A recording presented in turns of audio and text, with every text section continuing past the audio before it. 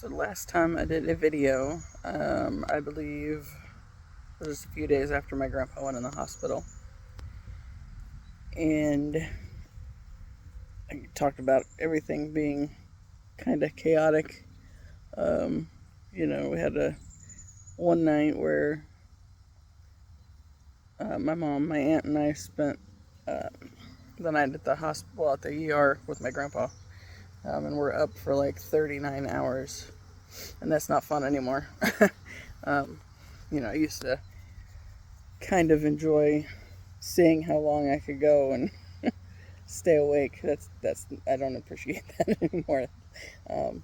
So yeah, we are moving in on, as of tomorrow. He will be in the hospital for 2 weeks, and this has been kind of rough for various reasons. I mean, obviously, that in and of itself kind of sucks, but the first week first week and a half I was living at the hospital practically.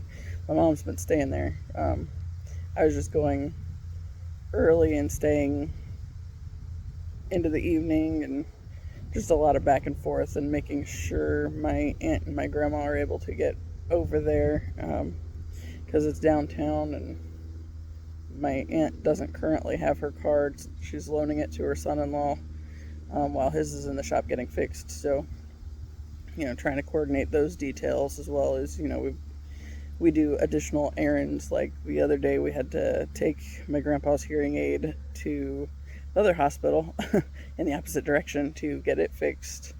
And they did, and it worked for a little while, and then I think he was laying on it, and now it's broken again. So he's basically in the hospital, deaf, and can't communicate well with anybody.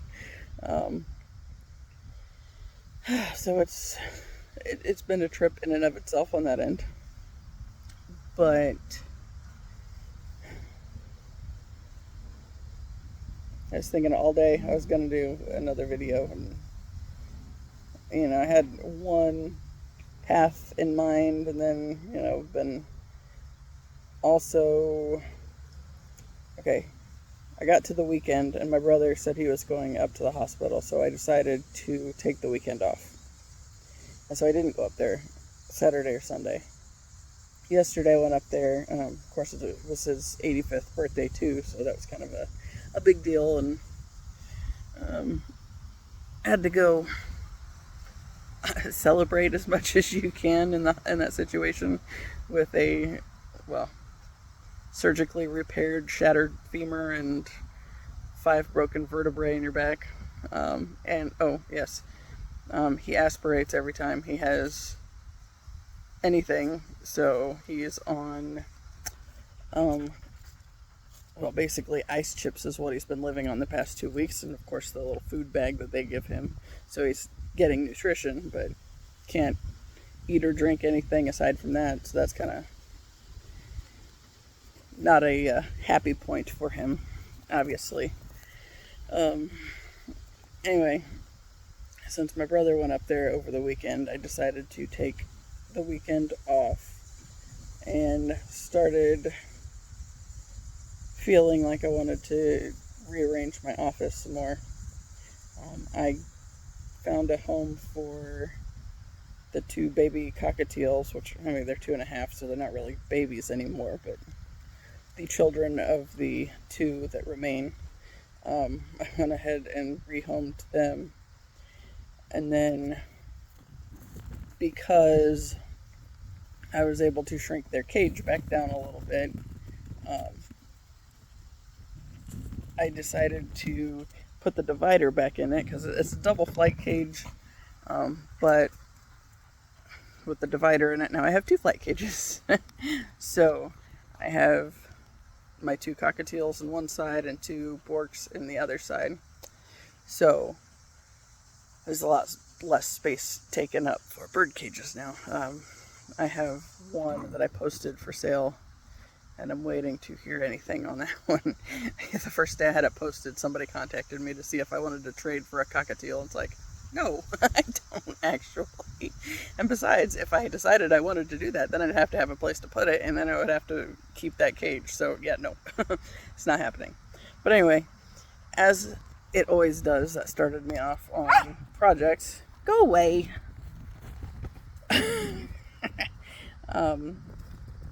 So I've been working in my room or my office, and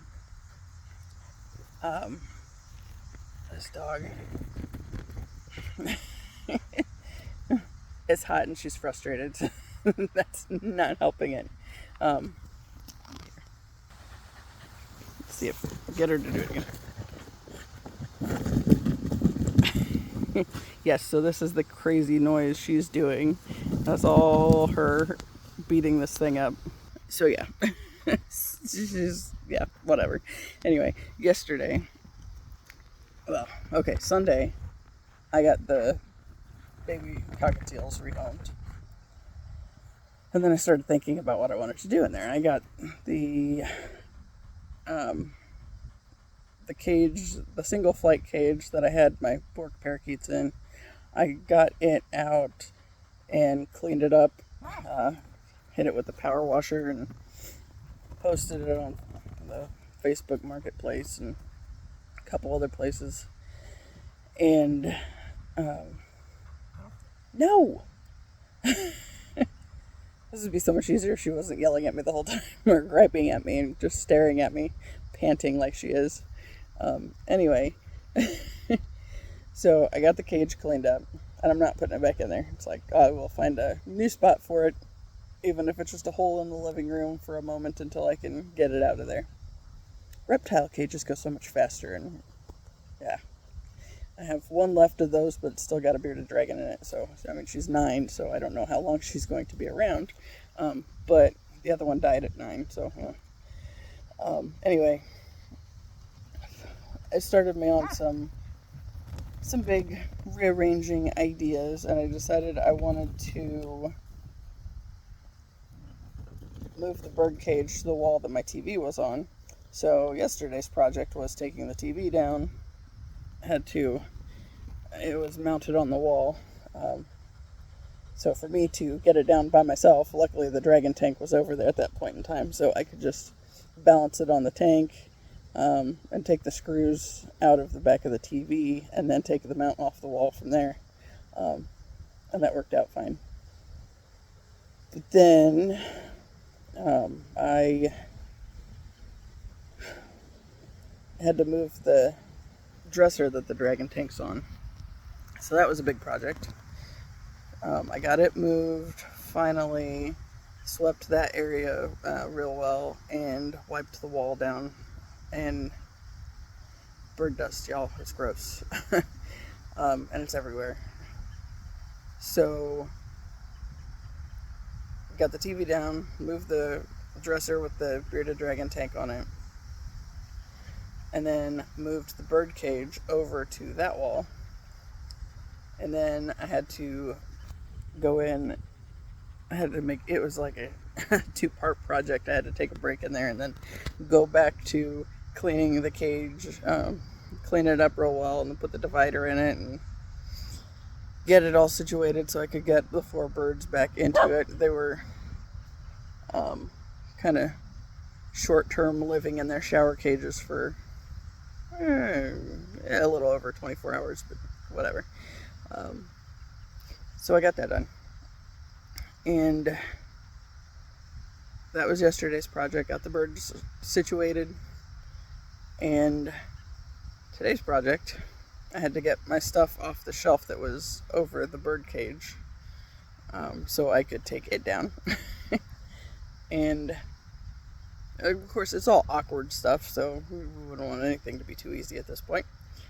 So had to have my dad's assistance getting that one taken off the wall, because it's really awkward and heavy, and it had, I don't know, just the way it was screwed into the wall, I needed some help. So yeah, we just took that down. And the last time I moved anything, the big thing that I did was I took my DVD rack from this one wall that it had been on to over on this other wall behind my closet. And that part was fine, except for when it came off the first wall.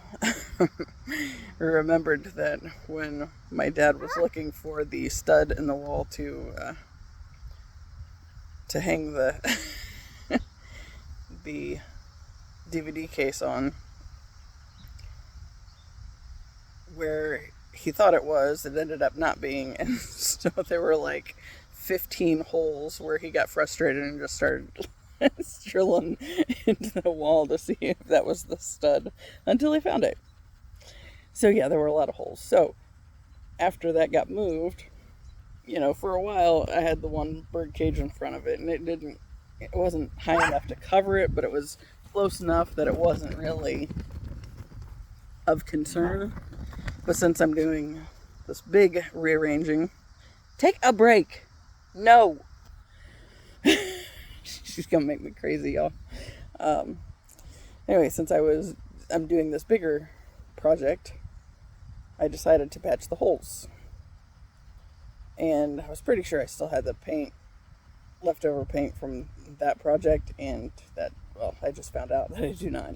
Of course, mind you, the paint was from like 6.5 years ago anyway, so it's not like it'd probably be ideal, but it was worth a shot.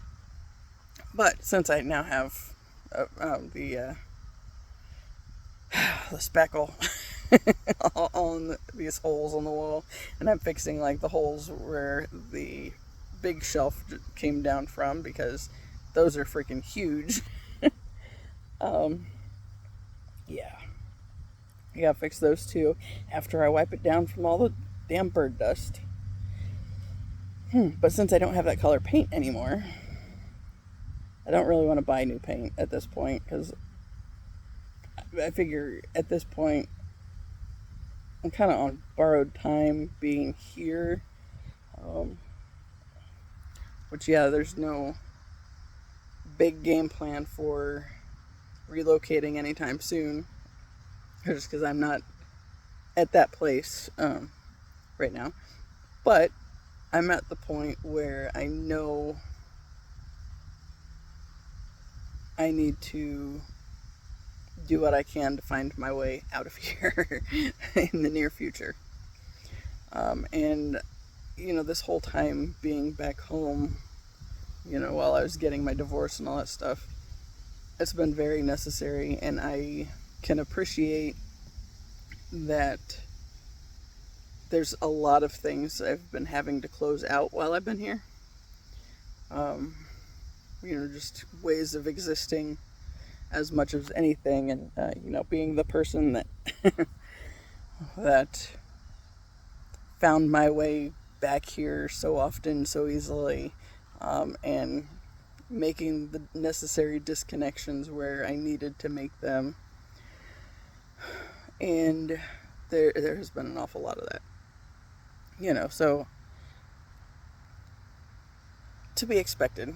But at the same time, I'm not really wanting to invest a whole lot in, this perfect paint color and all this stuff. So what I'm thinking is I have this nice collection of paint from various projects over the past 5 years. We painted the family room this green, or 2 different shades of green. And my mom's room got painted 2 different shades of blue, which is pretty close to my office color, because my office is indigo. But they're not really super close on that either.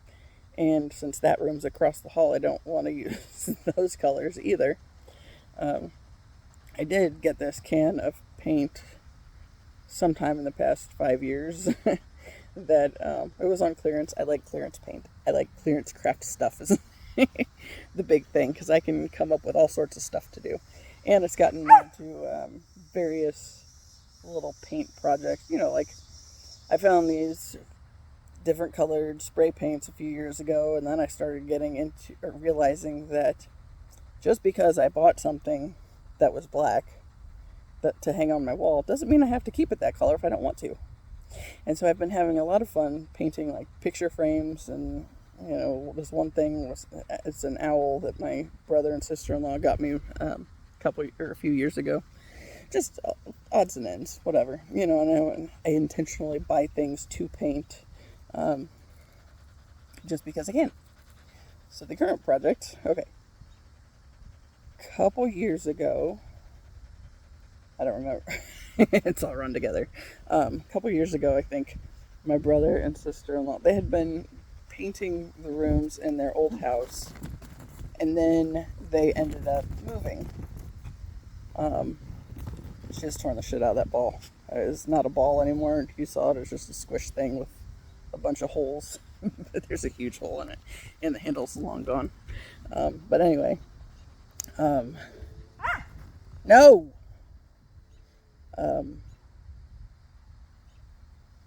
Dude, you're distracting. She can't just keep herself busy and just keep shaking the shit out of it on herself. I have to participate. I have to touch it with my foot to make her go at it again. Anyway, no. They had done a lot of painting in their old house, including Gracie wanted a rainbow wall. So me and my brother worked on coming up with a rainbow wall. I mean, it was basically just all the colors of the rainbow and then some. Just straight lines across. But, I mean, that was a project in and of itself. That was kind of my big task. My brother helped me with it, but he was mainly painting the other walls that weren't the rainbow. But afterwards, they had all this paint left over, right? So it's like, well, don't throw them out. I know how they are. Don't throw them out. So I took them. Because paint, and I didn't know what I was going to do with it. I've painted a few things since then, but like an aquarium stand and some other stuff, and nothing that I was really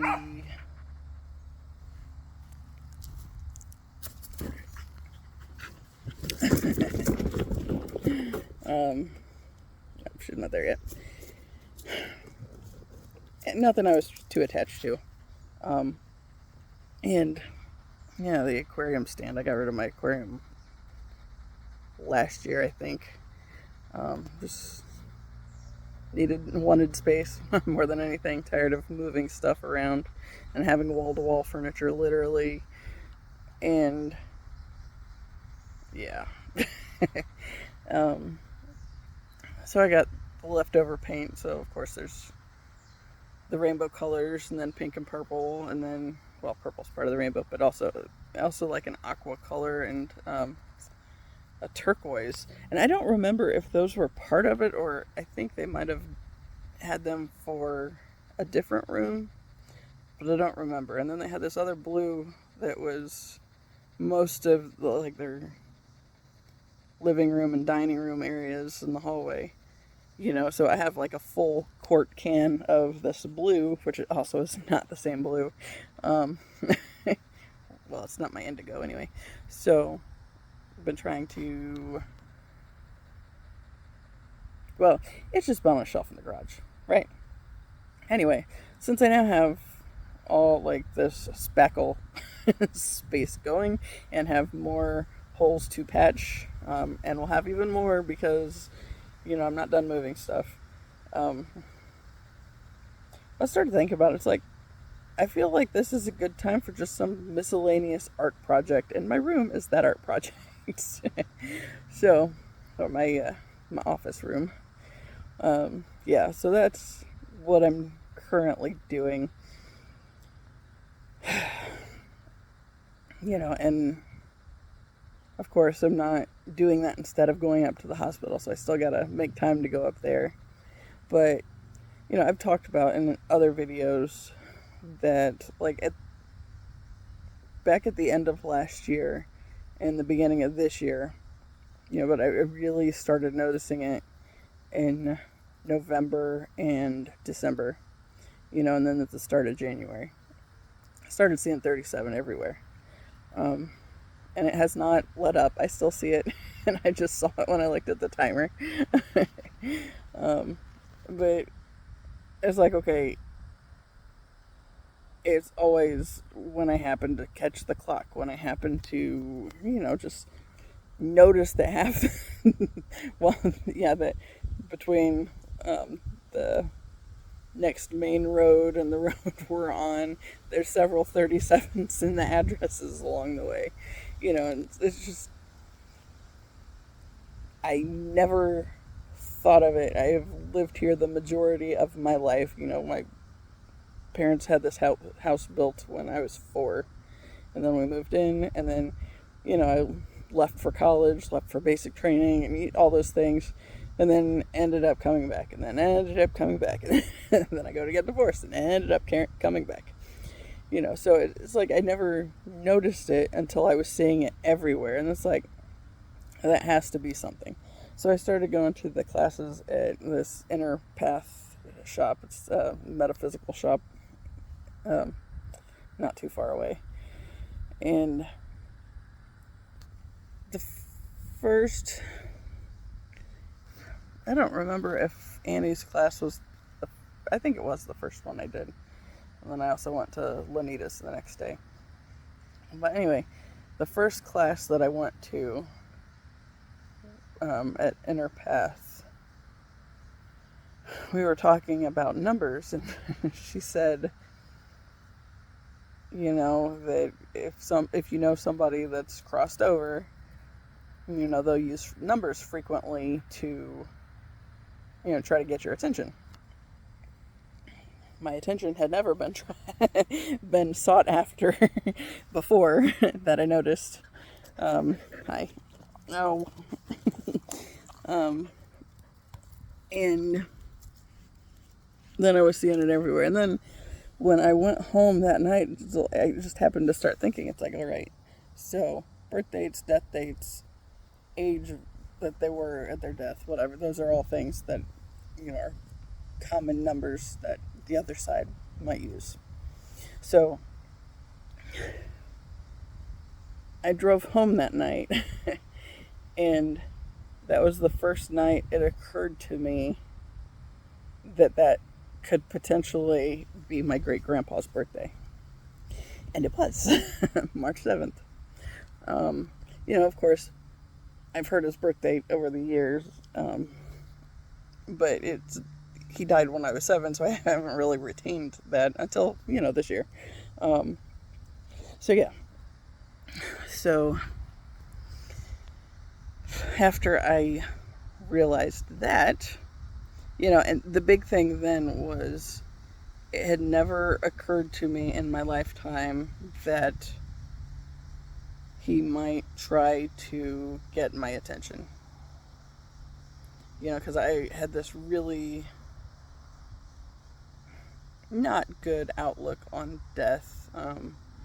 Was kind of an obsession at times. I had a lot of suicidal ideation over the years, and the majority of my life was spent really obsessing over it.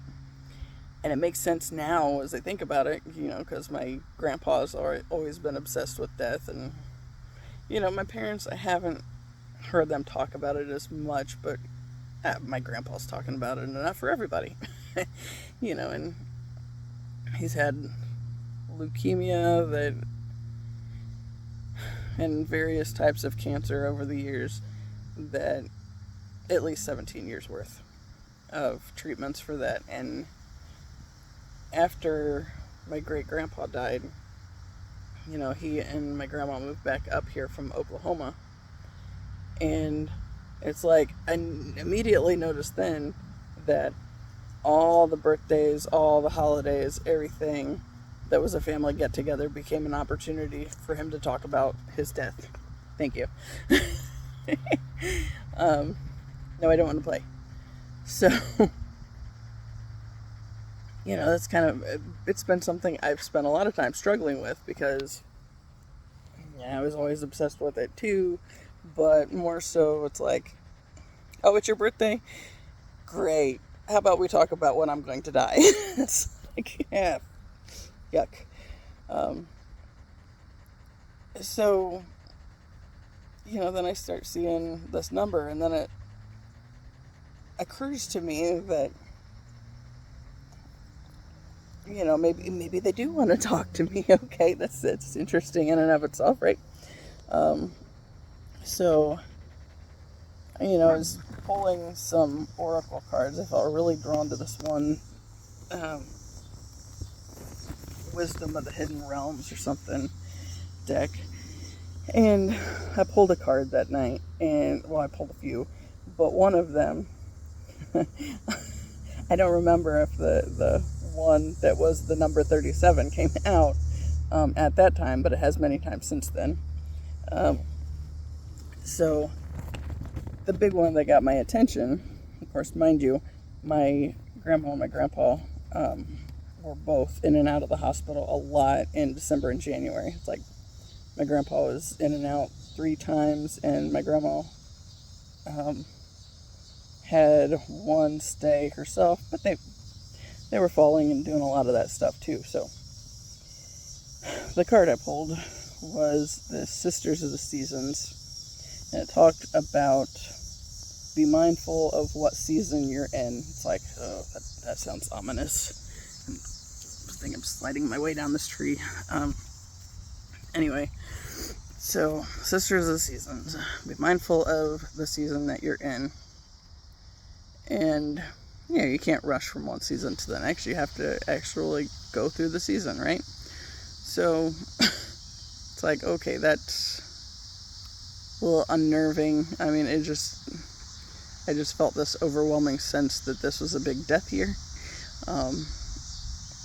And it has been that. So, like, starting off, there was my Uncle Dave.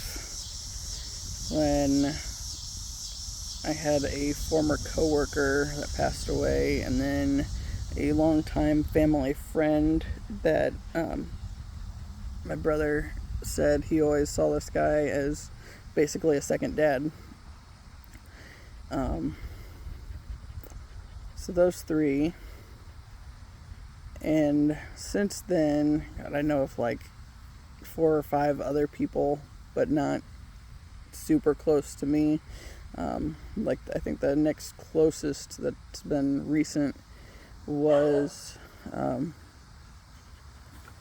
my mom's best friend, her sister.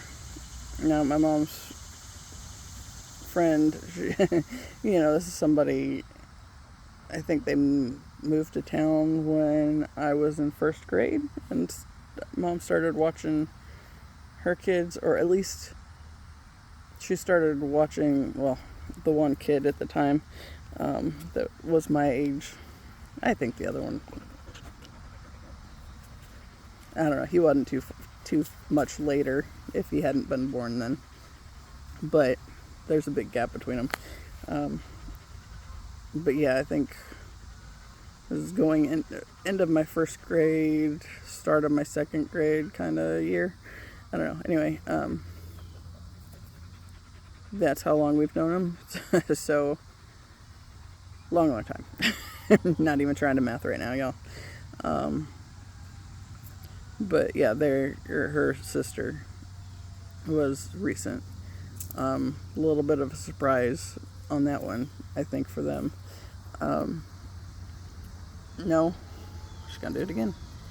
Anyway, there's been various animals too. Just a lot. And then, every time, okay, the big thing, when my uncle died in February, the big thing that stood out to me was he was somebody that every time you would ask him how he's doing, I very specifically remember it was not a damn bit of good, and he always had bad things to say and talk about what was going on. And when he died, or when he was in the hospital, I remember thinking that I wished there was something I could do to help, It's like, I feel like there's something healing I'm supposed to be able to do, but I haven't figured it out yet, right? But I was contemplating that a lot. And I realized that you can't get in the way of somebody else's lessons. Like, whatever they're going through, however things end, whatever happens, you can't stand in the way of what they came here to learn. And it didn't mean I didn't wish I could somehow help all the same, but can't do that. So, that was the same thing with the other family friend.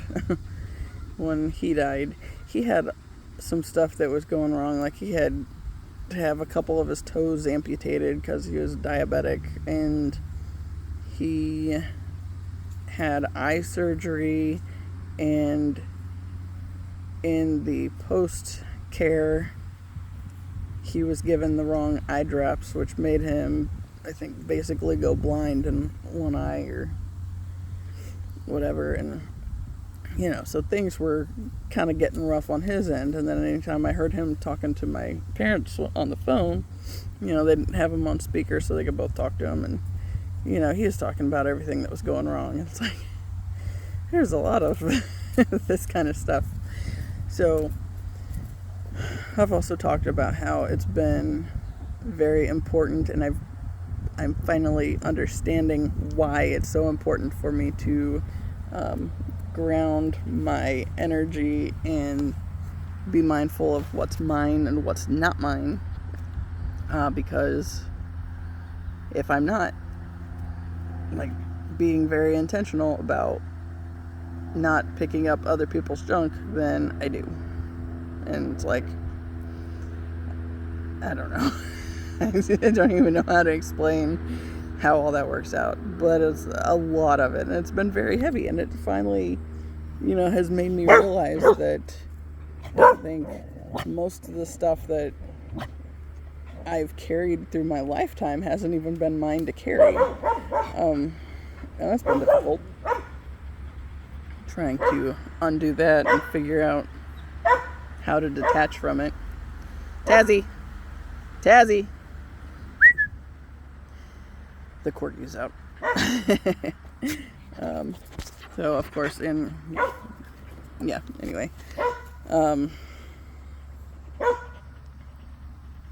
But yeah, like, trying to be mindful of what's mine and what isn't mine, and not taking on more than I can do. I'm here to help people, but not to help people by just taking it all on for them and doing the healing work for them.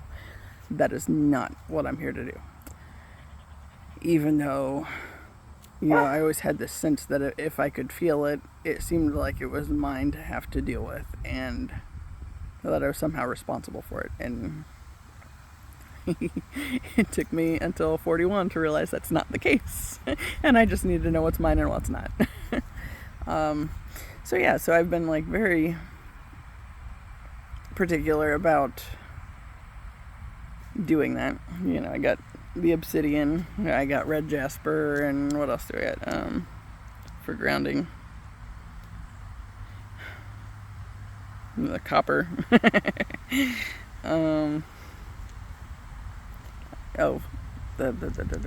This dude, Shiva Lingam. And then I have, like, a bunch of things in my pocket, like, just the ones I can think of right now. Rainbow obsidian, snowflake obsidian, tektite, shungite. I don't even know what all I got. I got, like, 20 rocks in my pocket right now. Oh, and more recently, I'll just pull these out because they're not bagged up. Or no, I'm not going to pull them all out, but I have started carrying little river rocks. I started, I don't know, a while back I was throwing the ball for Gidge and happened to look down, and this one rock caught my attention, and then I was like, I have to keep this rock. And then I kept it for like 2 weeks, and then I meditated, and then as I was meditating, I looked down and realized this thing had, like, the face of a lion on it. It's like, that's pretty cool. Since then, I have given that rock away. I felt like, we were doing a thing in the inner path class where we're doing little readings for other people, and you just meditate, and whatever images you have come to mind, you share that, after we got somebody's name, and then just did little readings for them and stuff. But one thing that I saw had a lion in it, and when I was talking to her about it, she said that she used to collect lions, and then I don't know what the reasoning was for getting rid of most of them, but had something to do with men are dicks. Was the point. And then she got rid of like all the lions. It's like, okay. Well, I still gave her my rock. It's like there was this moment of, well, if you don't like it, then I'll keep my rock because I like that rock. But I did give it to her, so yeah. But anyway, since then, I have collected a lot of rocks. And partial to the pink ones, pink and black. Yeah, and I started to feel like I should put more of them in my space and keep them with me more. So I've started carrying currently have 3, I think, just river rocks that I found in the yard, and it's like, oh, these are mine. I'm taking them. But I have probably 50 on top of one of my bookcases and a bunch more that are just kind of scattered everywhere. Oh, and on the windowsill and the window, which, of course, if you're going to open the window, you need to make sure you don't have the heaviest rocks on top of it, because I did that, yeah. But when I put them there, I wasn't paying attention to the fact that they were really heavy and were going to keep the window from staying open. But yeah, that was just whatever. Side note. Anyway, I've been collecting a bunch of them, and I always have them on me. And I've gone skating a few times, and of course, I only have the earrings when I'm skating. Sometimes I have the pocket rocks. Not always. I feel like I don't necessarily want them in my pocket, because if I'm sweating and all hot and gross, I don't want them, going weird from being sweaty. I don't know, whatever. So I'm hit and miss on that, like, depending on what shorts I have on. Anyway. So, there's been, like, a few times, like, I'll go skating, and I'll get, like, really lightheaded and dizzy, and it's like, rocks. So I'll go collect some river rocks and put those in my pocket, because I have those everywhere. Yeah. And sometimes I put them back, and sometimes I just like them, and it's like, nope, you're coming with me. So yeah. But that's been the big thing for the past couple of months. And oddly, okay, when I started putting them on my bookcase, I had this waterfall that I got for Christmas, and it was kind of the Christmas stuff the past few years has been like this kind of white elephant sort of thing, where you do the numbers, and then as you get your number, you can pick a gift or steal somebody else's gift. And I didn't even participate in that one. But I think my grandpa got the waterfall, and my mom got like some bath towels, and so my mom had just bought a bunch of bath towels and didn't need any more, so she decided to trade him for the waterfall and give me the waterfall. I was like, that works. I like waterfalls. I love waterfalls, actually. I got all this Cancer placements in my chart. I am very partial to water. So then, it was in my room since Christmas, and I just never put it together, and then I'm messing with these rocks, and I'm feeling like I need them in my space, and then I was like, why don't I also get the waterfall out? So I did, and I love it. It's a really fun waterfall. And yeah, I feel like having more earthy stuff in my immediate space is helping. So water, rocks, all those fun things. I'm collecting those. I have done very well with disconnecting my energy from everybody else. But it's been kind of a trip because it seems like, okay, especially with my grandfather,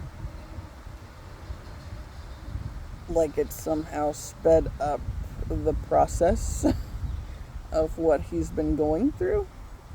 And I know that probably sounds really lame. How does my disconnecting my energy from him make him any closer to death? And then why would you do that anyway? And that's, I think, just part of my life lessons on this path. But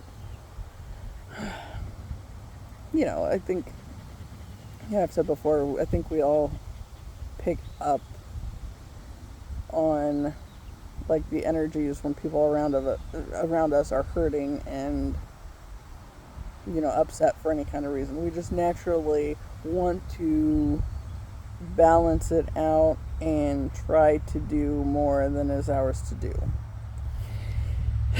And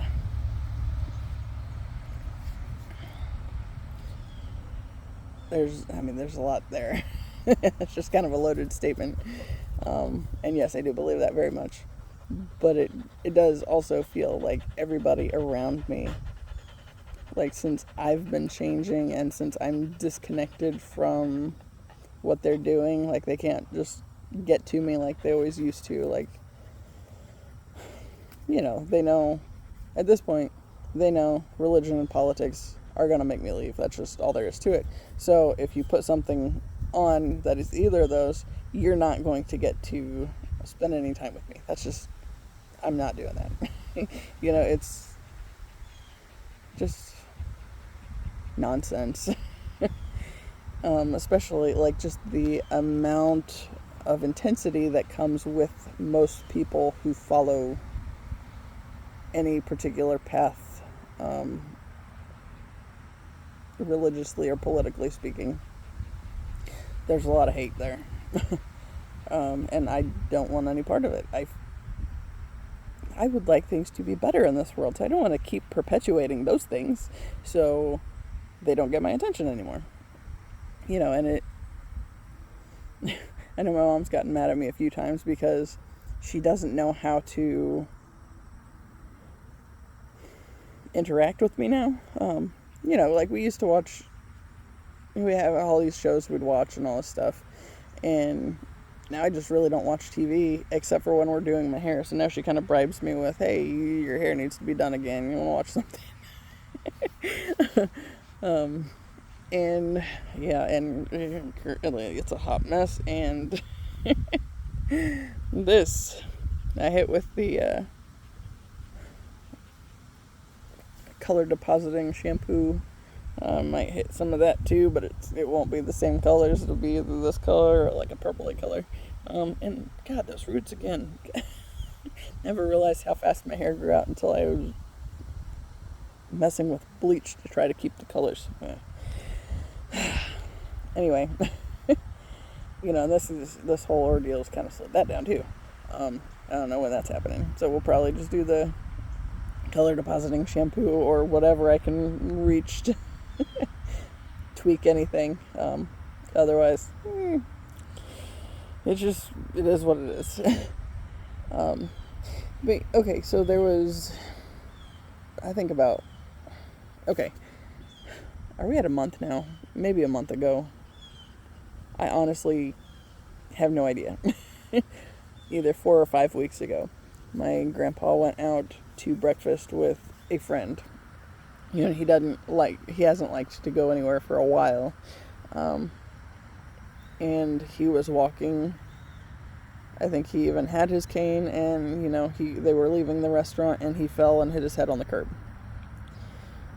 And at that time, they found he had a brain bleed. It was not very big, and it shrunk itself up the couple CAT scans they did. So they released him to go back home. Then 2 weeks ago tomorrow, he fell in the dining room and hit his knee on a chair that was right there, and then hit his face on another chair. Yeah, and that's when he shattered his femur, and we don't know where exactly the back pain came in at, and let alone finding out, or the whole breakage. Allow me to not cover the microphone. But yeah, that was 2 weeks ago, and I think it was 2.5 weeks before that he did the other one. So between the two falls, before he fell the second time, he had this day. My mom wasn't home. I think she was at a doctor's appointment, and so my aunt was called, and then I ended up going over there too, because my aunt and I were supposed to go somewhere, and then she got called over to my grandparents' house, because mind you, she's a former nurse, and so we went over there, and I don't know if it was I don't know what she had been told to bring, if the heart rate thing or blood pressure thing. I don't know what it was. Oh, yes I do. Stethoscope. My grandma told her to bring that.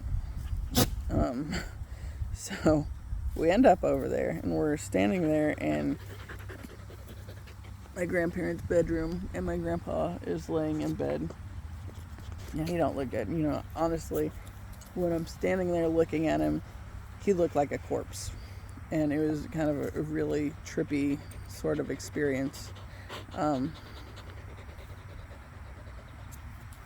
And I don't know if I was somehow seeing what's coming imposed over him, or if he was just looking really that rough at that point in time. It was I don't know. But he looked like a corpse. And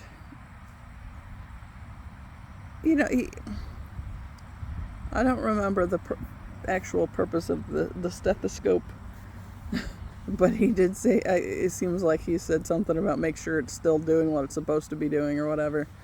Of course, mind you, he also has a pacemaker and AFib and all that stuff too. But it's like very clear, could see that kind of corpse look.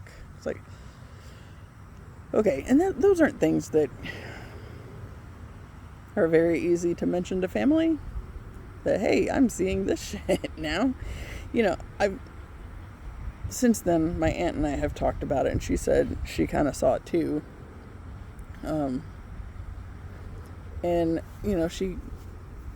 since she had her heart attack, and since she died, she's been spending a lot of time seeing this therapist, and talking a lot about what's going on currently. And the therapist told her that part of what she's going through right now is grieving what's coming. So so then that's like this whole thing with my mom and her sisters, and the whole family, because we all know it's coming at this point. And then thinking back to like the cards back in January, and feeling like I was getting a heads up, hey, pay attention. Lessons are very important at this point in time, and really mean something. And I have learned a lot this year. And I have cried a lot this year too, hey? Do a lot of it on video too. Surprised I haven't done that yet today, because, I cried a lot this morning when I was writing. So, okay, I've mentioned on here I do like it's basically journaling, but it's as though I'm writing to the twin flame. So, that's something that helps me stay focused on what I am doing, because I'm telling the story specifically to somebody when I'm writing. Whereas before, if I was journaling, and wander off and lose interest because I was telling myself, just getting it out of my system. So I would go like weeks or months even between journal entries. But this one, I will not say that I have not missed any days, but probably less than 10 days in the past, well, since I started it back in January. I don't think it was like the start of January, but it was like a few days or a week in. And that was actually when I got off social media for the most part. Stopped giving that my attention and just started doing this thing. But it's like, since I'm telling the story that way, what was it I was writing this morning? Oh, I don't know if I can explain it clearly now. I was kind of writing through it and watching Gracie, and she clutters my mind. She had e-learning, and I had to get after her to pay attention to what she was doing and stop the little kid stuff, just running around, being all distracted, getting all excited, and told her to get all her stuff ready that she needed before it started, and she was like, I'm ready. And then 9:30 hits when she's supposed to log in to the class session, and then the Wi-Fi is not working, and then she doesn't have everything. she's got to go grab it. Yep, saw this coming. But anyway, so I was trying to write this stuff then. What I was thinking was, I feel like, okay, that whole thing, it always used to drive me nuts when I would hear it, that everything happens for a reason. I mean, it does. It used to piss me off because, I always felt like, well, sometimes the reason's you're an idiot, blah, blah, blah. I'm not going to discount that either, but I think we need to be a little nicer with ourselves in those things. But, like, everything, like, more and more I'm just seeing how everything is connected. Like, okay, one thing that was really big. Okay, the number 19 has been big this year as well. And then I've started to, of course, that was the date that Tyler died. And he's the reason that I started the healing journey to begin with. Or really got into it. He was a kind of a catalyst for my healing process. Because his death was what allowed me to finally be able to tell the story of the traumas from when I was younger and all the stuff that I always carried around that I couldn't let go of because,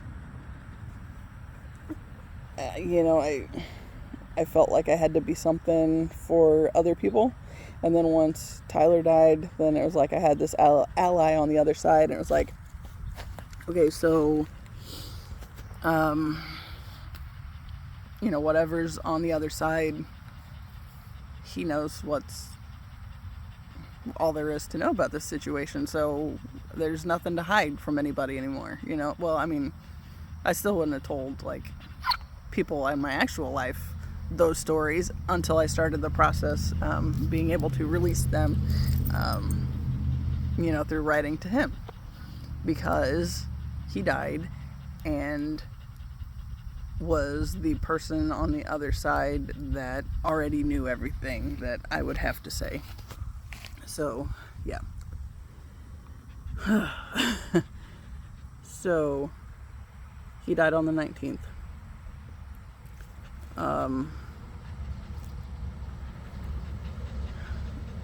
It comes up periodically other ways. One of the big ones was after that, of course, 19, the Tyler Association, and then I got really into this flower of life symbol. There was a selenite necklace, that I got really drawn to when I went to this other little metaphysical shop closer to me. And it was like, I have to get this necklace. I don't know why. I just really need to get this necklace. Well then, as I learned about it, Annie said that the flower of life is made up of like 19 circles. It's like, Of course it is, because why not? And then something that hit me more recently was after my great-grandpa died. My great-grandma died 19 years after he did. And it was like the same week. I don't think the dates were the same or anything.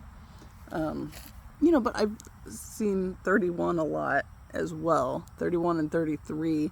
And my aunt, who's really into the ancestry stuff, she said that I think the March 1st is when my great-grandma died, and March 3rd was when she was buried. It's like, okay, that makes sense. And then, oh, hey, by the way, it's also 19 years after my great-grandpa died.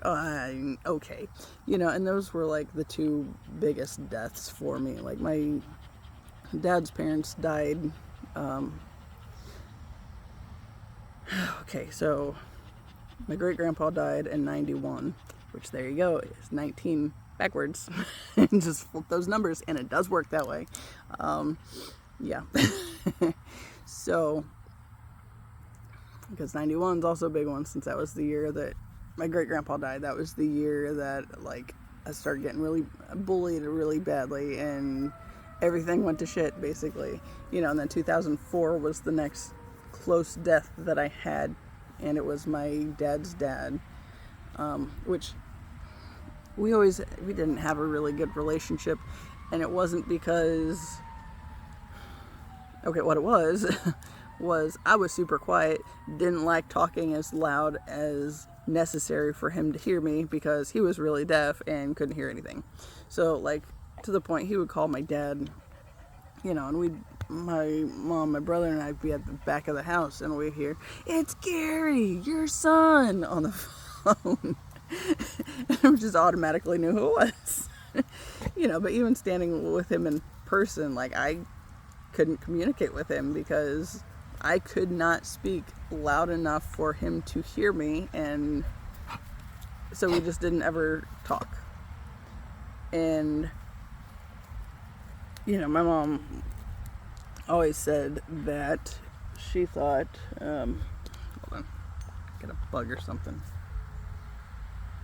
Okay, it's mud. We're good. It's like, is that a fucking tick? I don't want it to be a tick, but I need to know. No, it's mud. Anyway, she used to joke that, of course, they had that mother-in-law, daughter-in-law relationship, that he didn't want a hearing aid because he didn't want to hear his wife. And it wouldn't honestly surprise me if there was some of that. But, yeah, whatever. And then my great-grandma died in 2010, and then my dad's mom died in 2012. So, it's like those two,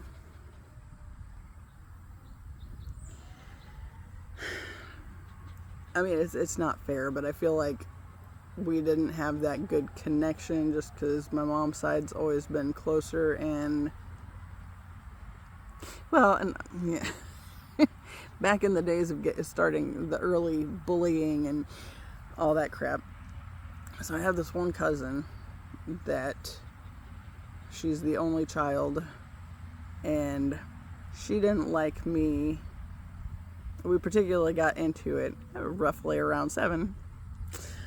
She is a little older than me. But there's her as an only child, and then there's me with me and my brother. Of course, the youngest in a house full of oldest, but my life path is a 1. Which is leadership kind of stuff. So there's still that inclination, even though, my birth order situation doesn't speak to leadership necessarily. But then the other cousins, the other girl cousins, there's 3 of them that are sisters, and basically the only child wanted to play one thing. I wanted to play something else. The others were kind of leaning in the direction of what I wanted to do. So to show them that that was not acceptable, she slapped the shit out of me. to give an example, of why you don't want to piss her off and why we were going to play what she wanted to play. And there was drama, as that always starts. And then I don't think I said but one or two words to her after the slapping incident until, now mind you, that would have been 91-ish as well, until 2004 when my grandfather was in the hospital on his deathbed. Anyway, what I was writing about this morning, what I was crying about this morning, I was realizing just how interwoven all this stuff really is now that I am thinking about it and working through it, and disconnecting from the intensity of everything, as I've tried to learn what's mine and what's not. If I could just get this dog to keep something in her mouth to leave me alone, otherwise she's gonna keep woofing, or yipping. Anyway, what? I don't know what we're looking at.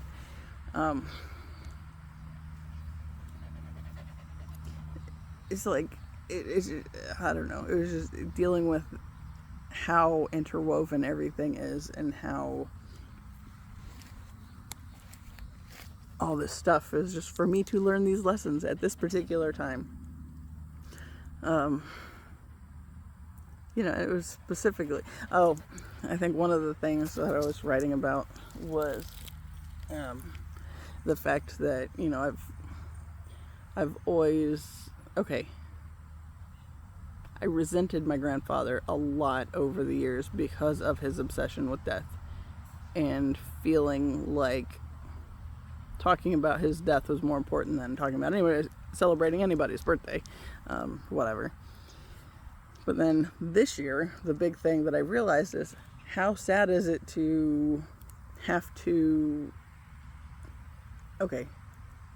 he spent his whole life obsessing with death. Mind you, his mom died, I think, at like 44, colon cancer, I believe.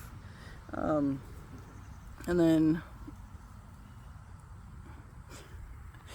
I'll probably complicate things.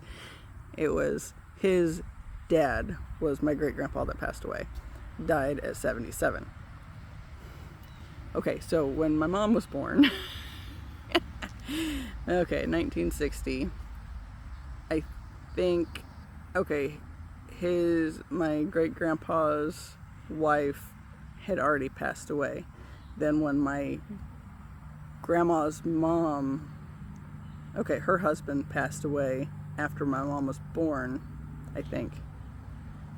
I might have got that, it might have been the one great-grandparents, I don't know. Anyway, my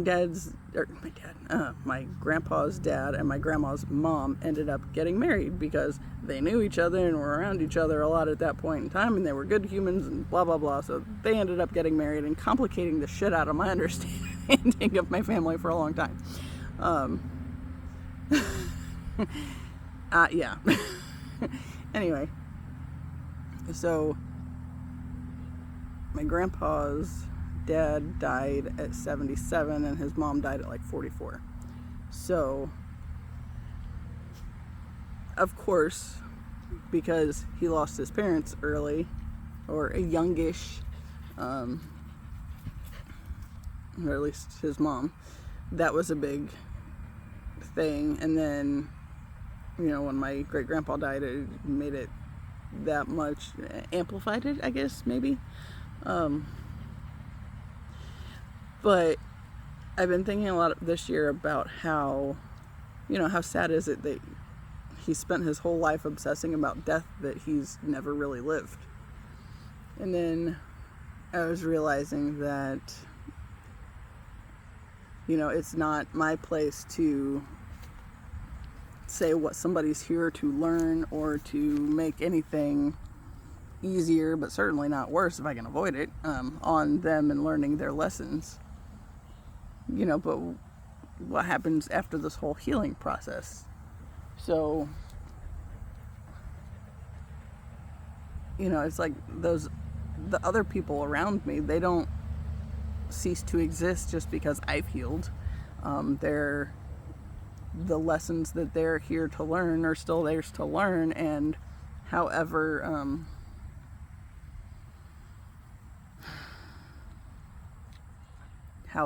they will carry those lessons after he passes, you know, that's still on them, and I can't heal those things from them, and I can't work through that stuff for them. I can help them in some way if we share that space. And at this point, you know, I'm 41, and obviously we're going to share some kind of space on it anyway. We're family, and we've always been pretty close on this side, even through the bickering and the difficult stuff, you know. Like, okay, I've mentioned before that the youngest sister and I spent some time talking, I think at the beginning of the summer or late spring, where I was struggling with some stuff with my dad, and then she was wanting to understand, you know, what's the thing that caused the problem that's irreparable or whatever. It's like there's not really any one thing. It was just a bunch of things that I had to deal with, you know, but we never, once we got out of that conversation, we never actually went back into it. And now it's like, I mean, that's not at the point I am anymore. I moved past that point, you know, and it was something I was working through. But yeah, you know, and that was kind of a weird thing too, because my dad's brother was just up here from Florida, and it was kind of weird because, like, there are some things that I feel like we probably get along on and have the same kind of perspective, but I feel like he's more politically and religiously oriented with it than I am. And I used to be very locked into trying to force things to fit into the religious background that I came from. Like, this was the truth, right? And then, you know, it's unraveling those ideas that made me feel so completely locked into that. I feel like I've moved past those now. So, you know, when I got after my dad back in the spring for sending me all the shit that I didn't want, and continuously doing so when I was learning to set boundaries for myself and the people that I was interacting with, my uncle happened to be involved in one of those, you know. And I shared something at one point, and he was like, "Oh, well, are you starting to think like him, like Gary now?" And it's like, no. I said back then, it's like, I feel like we come from very, similar, and we came from the same religious tradition, but I've moved beyond it because I'm not trying to remain locked into the ideologies that were imposed on me. You know, and it's taken a lot to work through those things and to move beyond them. But once you grow up and grow out of them, you can't go back into them. It doesn't work, you know. So how did I get to that? I don't know how I got to that point. Oh, well, I don't know, something with him being up here, and, you know, it's like just the way things are coming together. It's like I'm seeing them being woven more intricately the more I'm coming to see and understand this stuff. And, you know, like, on the one hand, I feel sad for my grandfather because I can look at all this stuff, like with his obsession with death, and see, you know, that he never never stop to live. He's so obsessed with death. And, even realizing that that's exactly how I was for most of my life too. And, I did a video a while back about talking about the cage and how if you're surrounded by people who make you fear everything, then it's a cage and it's not a support system. It's like, oh yeah, that's my life. So now realizing that, that cage that was imposed upon me exists because other people are caged and don't feel safe enough to move beyond the cage. And so when I was writing this morning, I was thinking that I can't do anything to fix anything for anybody else. It's not my job to learn their lessons for them and to fix things for them, even though I tried many, many years. But what I can do is choose to live my own life for me and the people that I know I'm meant to have in my life that haven't got here yet.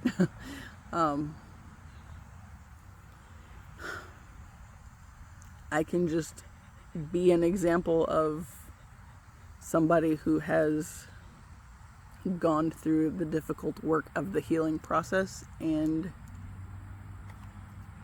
live my life as I want to from that place.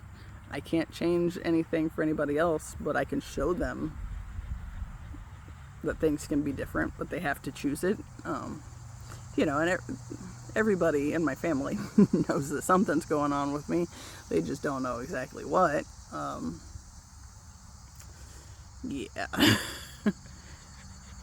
Some of them find it very distasteful and disagreeable, but mainly because my energy is not easily available to them to pull me back into the negativity when they feel like nursing the negativity and is what it is. But I cried a lot over stuff this morning as I was writing through it, and I think it really coming to realize that this is the biggest purpose of the whole twin flame part of my path, because that has given me something to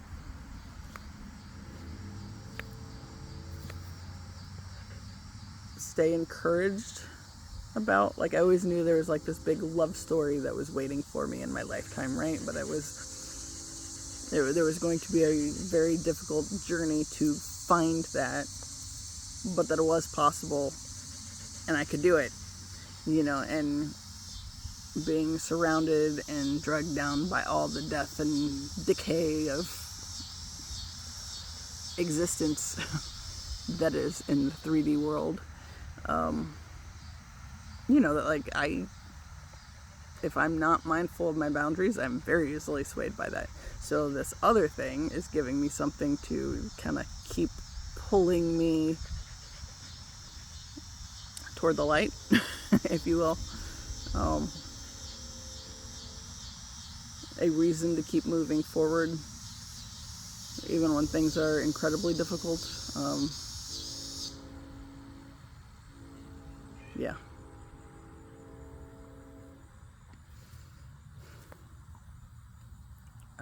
I feel like I'm at that point in time where I gotta say I should probably about wrap this up and then go on for another 15 minutes. But I don't know. And skating helps with that part of the process too. It's getting it out of my system physically. Interesting thing. Okay, I skated 10 miles on Sunday. I think it might have been the day before. No, I skipped the day before because I was going to try to do more, and then I just was not feeling it. The day before that one, I did a little over 6.2, and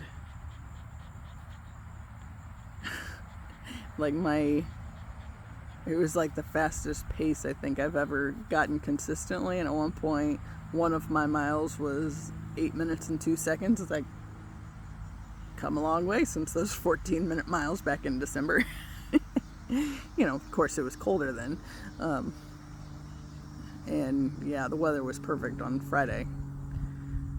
But it was like 90 on Sunday, but not at the time I started, but it was by the time I ended, which is part of why I didn't want to go the 21 again. I might do that when more of these 70 degrees days roll back around. But yeah, that was a lot of improvement on my pace. Usually back in the winter, it was consistently about 12 and a half minutes. So I shaved some time off of how long I'm out there skating. It's like, I like it. And I feel better about me too. It gives me something until everything else catches up on the twin flame aspect of the journey. It's just so weird because it's like realizing that I'm already connected to the soul family in this other space and connecting with their energy from the good space for me. It is possible, and it does help me keep moving. It's made this whole several months possible, because it's given me something to keep my mind on in the meantime, while I'm going through the hard part on the earth plane. Yeah. Anyway. And the thing again. Now she's just like, you said that. Do you mean something? Anyway, get it? Anyway. Yeah. Okay. This train. Yeah, so I think I'm gonna walk them. It's still like 90 degrees out here, but it's not as bad as it was early, and the sun's going down, so good time to get our walk in, which I'm at a little over 3 months, and I've only missed a day. So we're not going to miss today either. I'm going to try to put that off for missing days as long as I can, and go walk them, and then maybe go back to cleaning my available wall and patching more holes and figuring out what I'm going to do with this art project. I will say that's something. Okay, first off, in the chaos of this week, my selenite necklace that I talked about, the little flower of life one, it broke this week. Didn't realize it until, was that yesterday? Oh, God, I think it was yesterday. No, day before. I went to take off my necklaces. It's like, where'd it go? It's like, not half of it, but like the bottom third of it's gone. It's like, I knew it was cracked, and I knew it was a matter of time, because selenite's apparently one of the softer ones, but oops. So that happened, and then what was the other thing? Oh, since I've started rearranging things, it's interesting how rearranging things physically is also rearranging things energetically, and it's freeing up space in my emotional and mental capacities at this point in time. So now I'm going to also turn some attention toward this art project, which is my wall. My walls, because I don't know what I'm doing. I don't claim to be an artist per se, but I like art, and we'll see what happens. But that's something else I have to focus on. But this all, it's like I'm picking up these things to do and busy my mind while this other part of my life is coming very quickly to a close. And that's heavy. It's not bad, it's just heavy.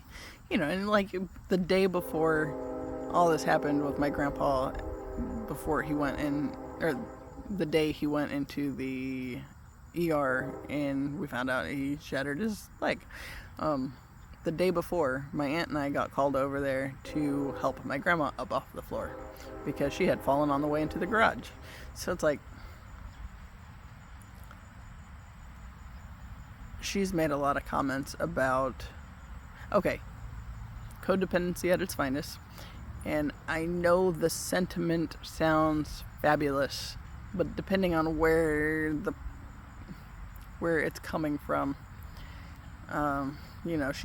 she doesn't want to live if he's not around. Neither one of them wants to live without the other.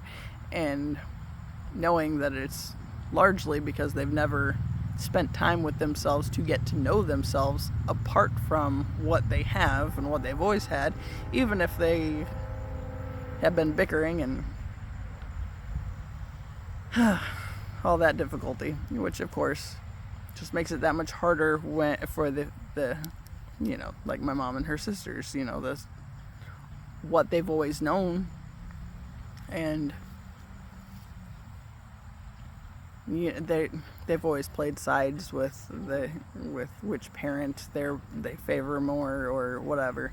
It's what codependency does, and it's what those kind of connections do. It's not ideal. That was another point that I wrote this morning. It's like saying that this cycle ends with me doesn't say that it ceases to exist in the ways that it's already affected the people in my life and around me. Because they still have their stuff that they're going to have to go through, and I'm not taking on any of it for them. But how do I be me to the fullest extent that I'm here to be, and that healing aspect of what I'm supposed to be doing? Like, how can I make this work? I'm not going back to the person I was, and I don't think that they know what to do with they haven't really gotten to see the person that I'm becoming, because one of my, I think it's the Archetype deck, talks about, which mask you have on for the world to see, and it's okay to not reveal the fullness of who you are becoming to the people who have benefited largely from you not becoming what you're becoming. It's okay to hold back on what you show them while you learn to lean into what you're becoming and who you're becoming. And one of these days, when the soul family makes it in and they get to get the full experience of me, I feel like at that point, and hopefully before then too, hopefully I'm more able to be who I want to be and show that side, even around the people that it makes uncomfortable because they knew me differently. But it's still kind of a interesting journey to try to navigate on that end. But anyway, 1, 2, 3. I'm going to wrap it up. Yeah. As always, I appreciate you, and until the next time, I will see you later. Bye.